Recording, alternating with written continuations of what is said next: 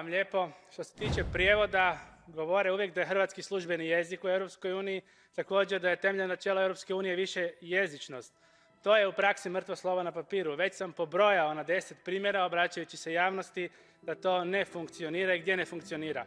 Od plenarne, odbora, amandmana i tako dalje. Nažalost, sve je organizirano na način da se diskriminira hrvatski jezik i drugi jezici koji se, iako su na papiru službeni, tretiraju kao manjinski, čak i u službenim dopisima. Zadnji incident dogodio se prije nekoliko dana kada smo imali glasovanje o Europskoj strategiji za tekstil. Naime, kompromisni amandmani, 40-ak njih, što je 67 stranica teksta, nisu bili dostupni na hrvatskom jeziku. Odgovor tajništva je bio, pa da, pa nikad nema kompromisnih amandmana na hrvatskom jeziku.